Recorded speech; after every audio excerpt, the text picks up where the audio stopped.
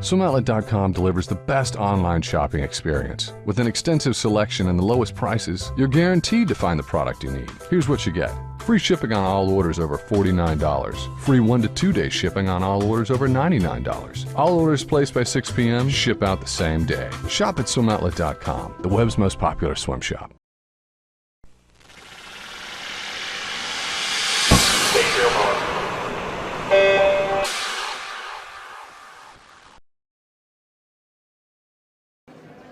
This is a special edition of the Morning Swim Show here at the American Swim Coaches Association. I'm Tiffany Elias, joined by Dana Kirk. Thank you for joining us. Thank you for having me. All right, so how's your clinic here going in Vegas? I think it's a great experience. This is my first Ask a clinic that I've ever been to, and it's really great to watch the different speakers. It's great to see some of the great names of coaching get up and show a different side of themselves, have Eddie Reese tell you to value your family, and have Dave Salo tell funny jokes up there. So it's really great to see a different side of coaching. Most of the coaches here are a swimmer at some point. You're relatively fresh, still swimming, which we can talk about, but 2004 Olympian, so you have one of the elite backgrounds. How is that transferring over to coaching now?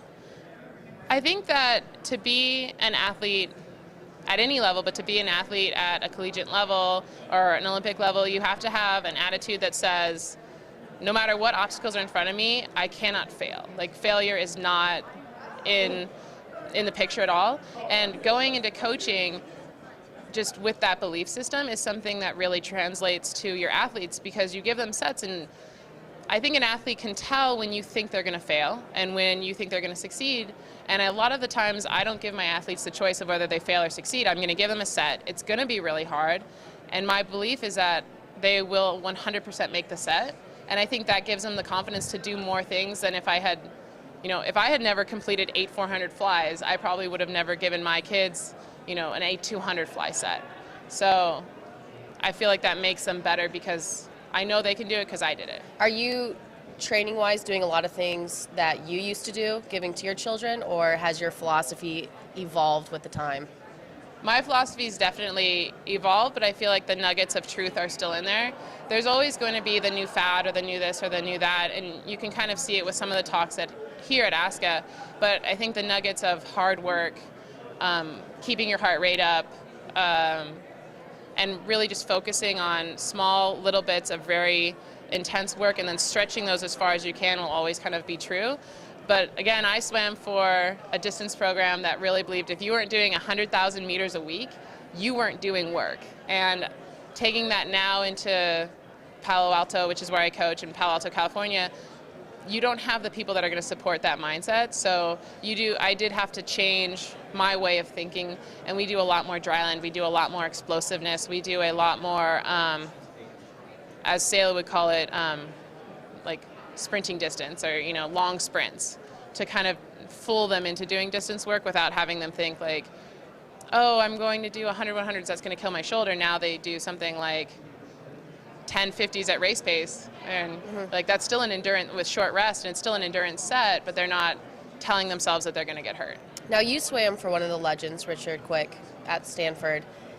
I'm sure a lot of that is still translating over. Yeah. Lots of nuggets of truth. What would you say you particularly carry over from your experience with Quick? The two things that I think Richard really instilled in all of us, and especially that I resonated with me, was he always used to believe in belief. So, and as a young coach, I came into it, I was never an assistant coach. I never got that mentorship from an older figure in coaching per se, even though I got it through all of my coaches that I had while I was swimming. But you have to believe what you're doing 100%. As soon as you let that little bit of doubt come in, it's not going to be as successful. And Richard always told us, believe in belief. Believe that what I'm telling you is the truth. And go into that race and believe that what you did was 100% correct for you. And that's something that I tell my kids all the time. We might not be doing the same thing as Tony Bates or Scott Shea's groups or this or that, but you need to believe 100% of the time that what we're doing is 100% correct for you. And I think it's working. I think it's good. And believing in belief is something that I really believe in. So, And then the second thing is more of a technical thing. Richard always taught us to swim from the inside out. So if you have a shoulder problem, it's not really your shoulder. It's probably not really how your arm is pulling through the water. It's probably how you're connecting from your core and how you're using that connection to move your arm through the water. So everything can come back to hips and core somehow, and then make sure that your body position is perfect, and then work out from there. And with my little kids, that's something that we always start with. We always start with, you know, darts. How far can we throw you? Stay in a dart. And it just teaches them to carry that body position as they get older. So yeah, good things to carry on. So in 2004, you swam 200 fly at the Olympics. Now walk us through your transition into swimming, because before we started, you mentioned that you were out at trials, so you are still in the water.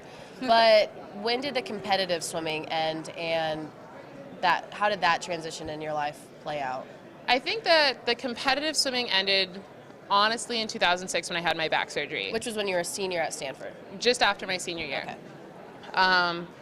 I had been having pretty severe back pain since I was 18 years old. And as I got further and further through my college years, I realized, you know, if I'm ever going to have a normal life, I'm going to need to have back surgery. So in July of 2006, we went in and I had back surgery. It was a short surgery with a long recovery. They were like, no physical activity for 9 weeks. Wow. And for somebody who, you know, as I said, grew up on a program that, you know, 100,000 a week, you know, you always have to be moving. Those 9 weeks were killer. And don't tell my parents, but I didn't wait 9 weeks. Are you kidding me? Yeah. Like, that would have been awful. But that was pretty much, you know, that was the ending point of the competitive career. I went on and I went to Australia for 4 months and to study, to coach, to learn, to, you know, just be somewhere else and see what happened there. And it was great because as I was there, I was swimming at the Valley Pool, which Bill Sweetman talked about here, Sweetenham, I'm sorry. And one of the Australian national team coaches saw me swimming and was like, hey, let me set you up with this age group coach here, and, you know, you should swim. And I hadn't heard that in a long time, so I was like, really? Maybe. And I know. So I ended up coaching their littlest group, which is one of my favorite groups to coach. And then at the end of the season, you know, he didn't charge me to swim with him. Then at the end of the season, he said, you have to go to this one meet, though, and you have to race, and you have to represent, you know, commercial swim club. And I was like, sure, I'll swim a race, whatever. And I got up and I was next to Tiffany Elias, and she killed me, of course. But I went like a 101 flat or something. And I was like, I did that off of an hour a day after coaching little kids. You know, I should give this thing another shot. So I went to the 2008 trials and it wasn't great. And then I decided to take a break from swimming and just focus on coaching.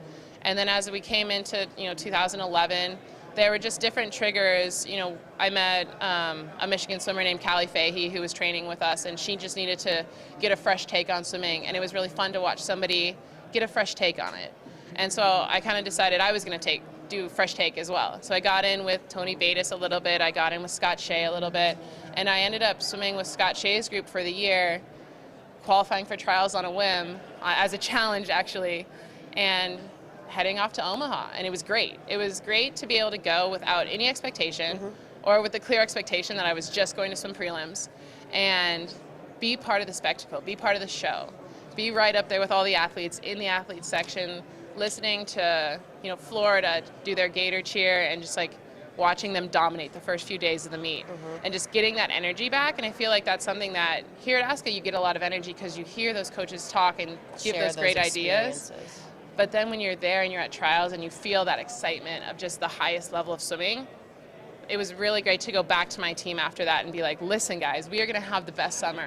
And it was just awesome. Yeah, that is a great way to jumpstart your season. And I think we see a lot of that carries over after the Olympic year.